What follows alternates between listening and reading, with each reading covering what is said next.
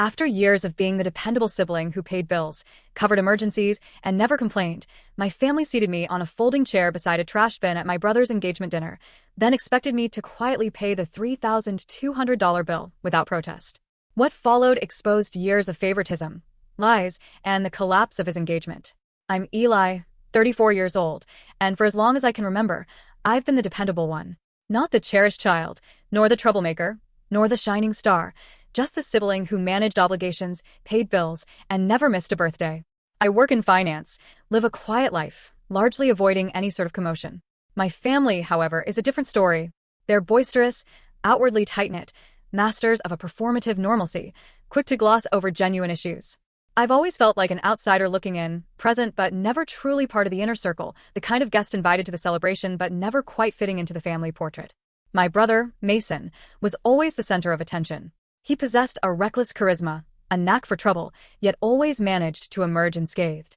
His self-assured charm was something our parents devoured, uncritically. Even after he abandoned college, cycled through 2 jobs, and ended up back home at 28, they championed him as if he were a prodigy.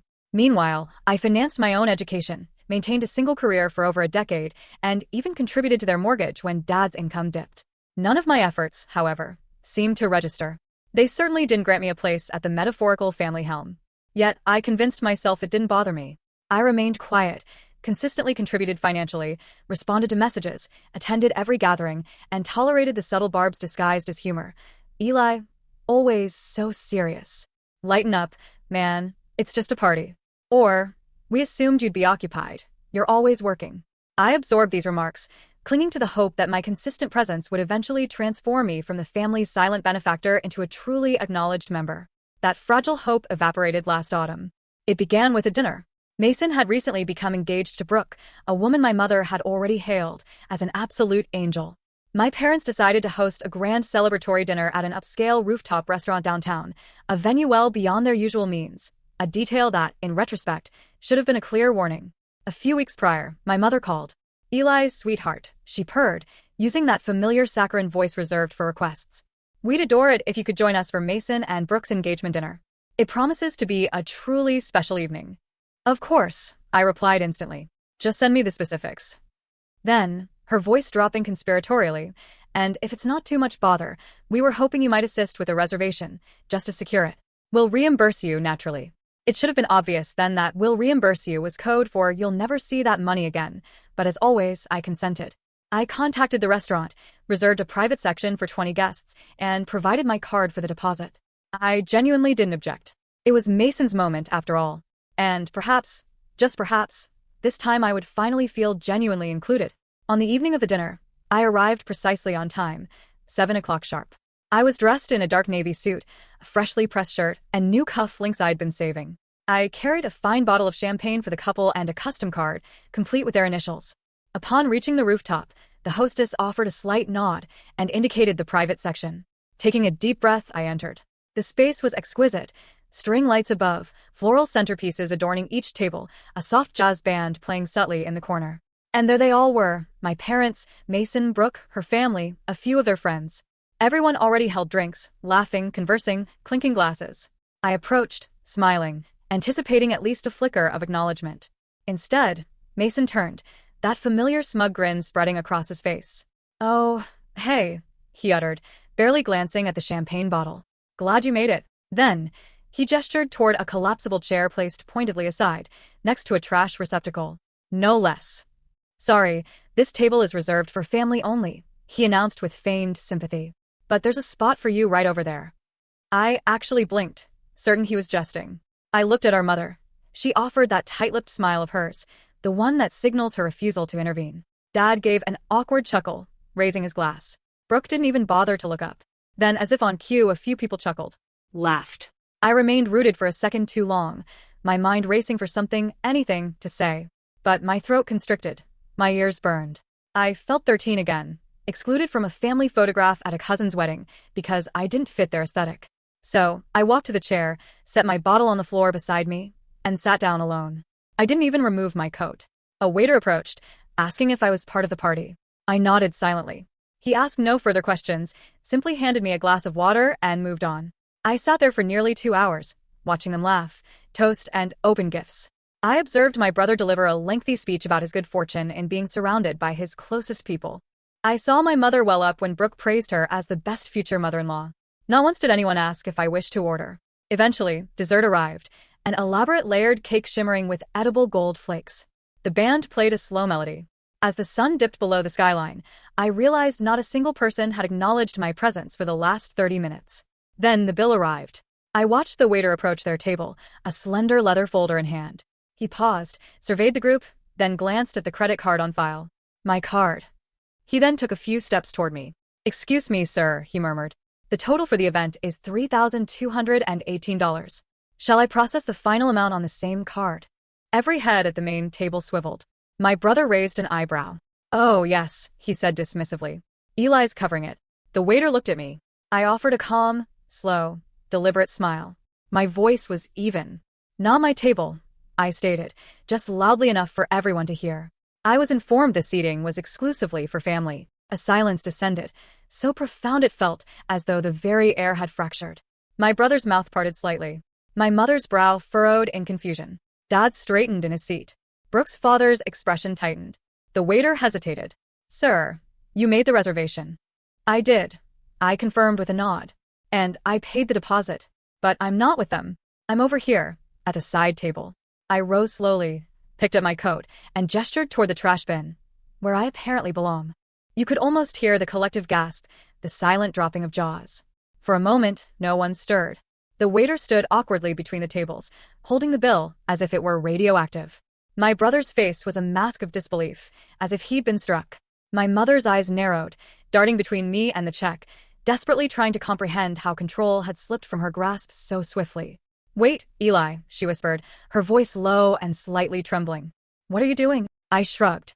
"Following the seating chart, Mom. Mason stated this table was strictly for family. I naturally assumed that excluded me." I turned to the waiter. "I consumed no food, no drink, and was not made to feel welcome.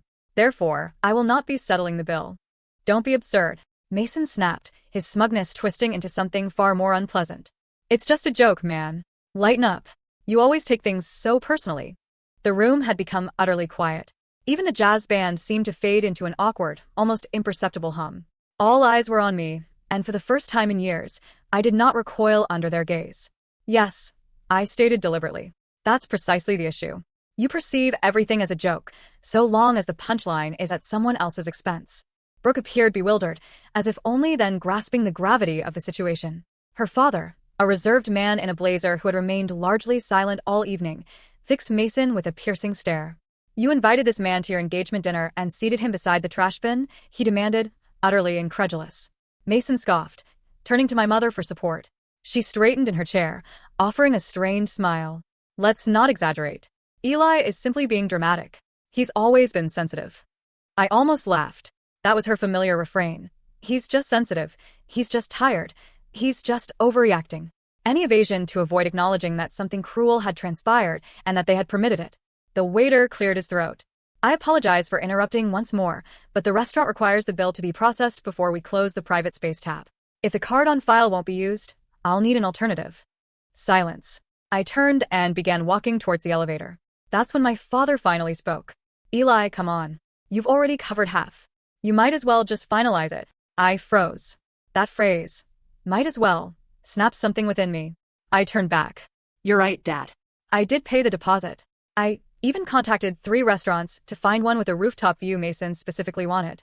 I scheduled the date around his football commitments. I ordered custom floral arrangements because Mom declared fake flowers would look cheap in the photos. I paid the $500 non-refundable deposit without a second thought. And I arrived on time alone in a suit to support my brother. I took a step closer, lowering my voice, but not so low that my words would be lost. And what was my reward? A folding chair beside a garbage bin, and a dismissive sorry, family only. I looked at Mason. "So now you and your real family can sort this out."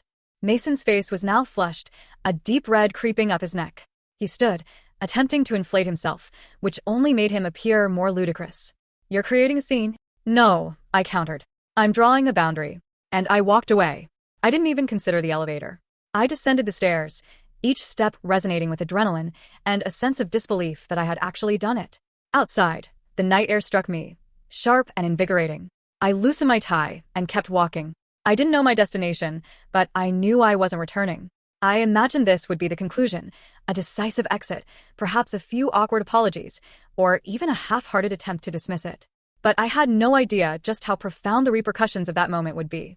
Because later that night, long after I'd returned home, still in my suit, still clutching that unopened champagne bottle as if it were a phantom limb, my phone illuminated. First, a text from Mason. Dude, seriously, you couldn't have just paid the check and talked to me later? Then, one from Mom. You humiliated us in front of Brooke's entire family. Was that your objective? Revenge. And finally, a call from an unknown number. It was Brooke. Hi, she began, her voice softer than I'd ever heard it. I know we don't really speak, but can I ask you something? Of course, I replied cautiously. Did you truly pay for everything?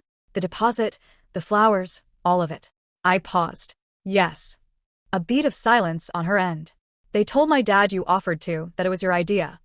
That stopped me dead. I never offered, I stated slowly. They asked. I agreed. I didn't anticipate anything in return, but I certainly didn't do it for display.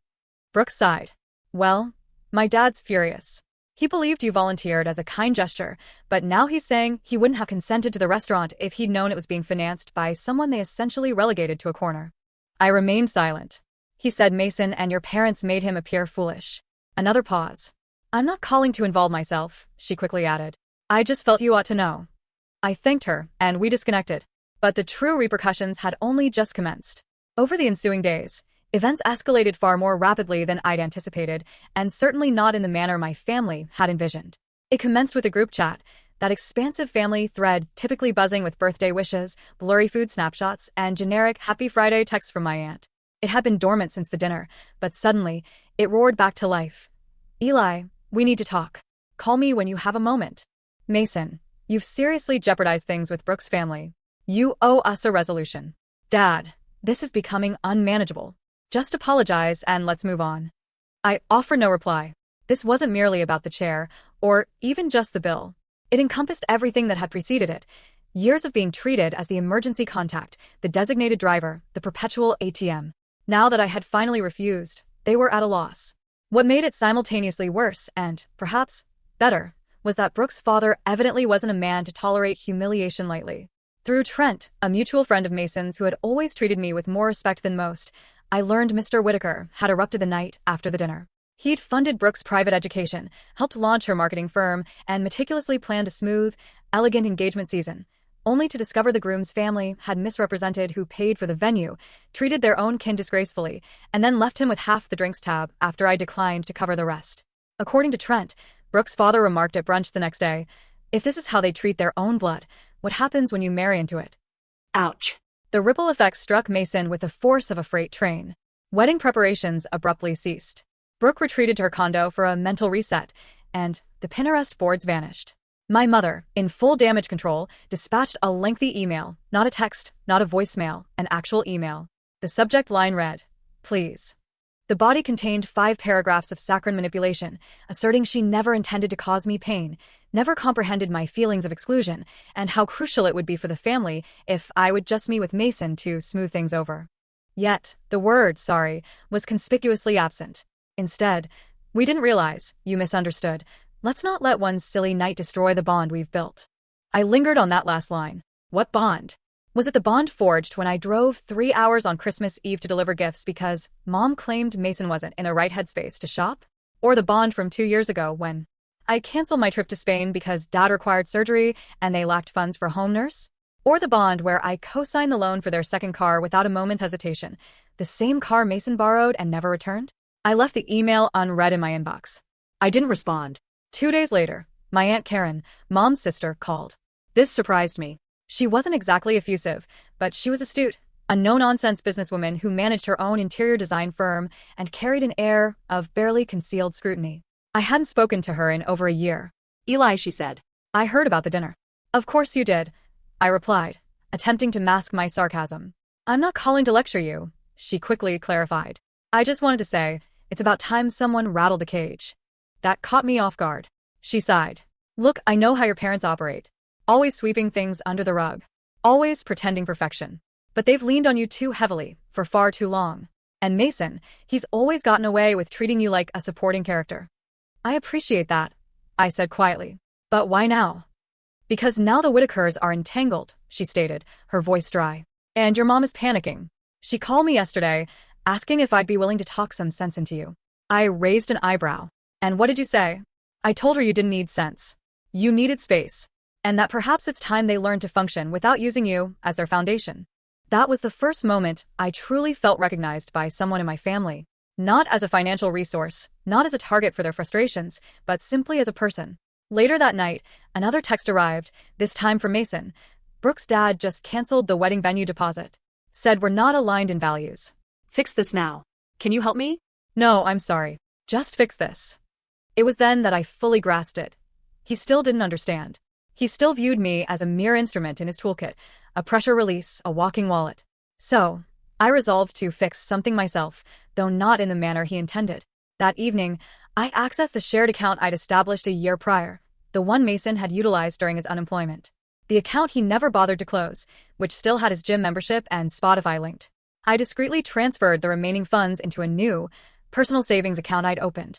It wasn't a substantial sum, just a few thousand, but it was unequivocally mine, money I'd left untouched out of some lingering, vague sense of familial obligation.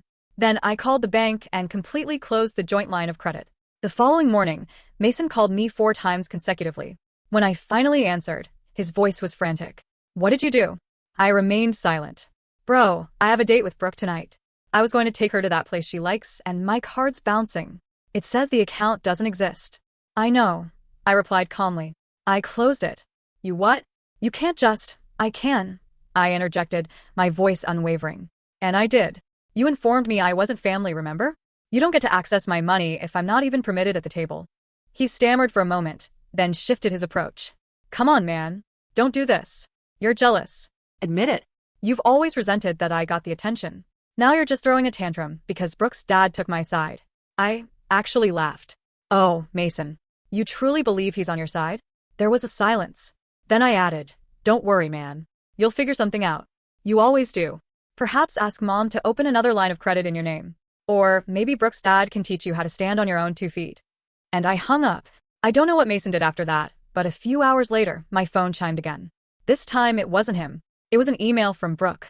Subject: I think we need to talk. I stared at it for a while before opening.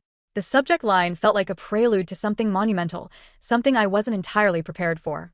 Yet, curiosity, coupled with a peculiar yearning for closure, compelled me to click. The message was longer than I'd expected, polite, yet deeply personal, formal, yet tinged with the unmistakable strain of someone unraveling. She began by expressing her understanding of the dinner's awkwardness, admitting she hadn't grasped the extent of my mistreatment until everything came crashing down. She confessed her inattention. I was so consumed with planning the perfect night, I didn't stop to see the full picture, she wrote. She confirmed her father's fury, not merely due to the financial deception, but because of the underlying principle. If they can publicly humiliate someone who financially and emotionally supported the entire night, she quoted him, then I need to seriously reconsider who I'm marrying into. Brooke was direct.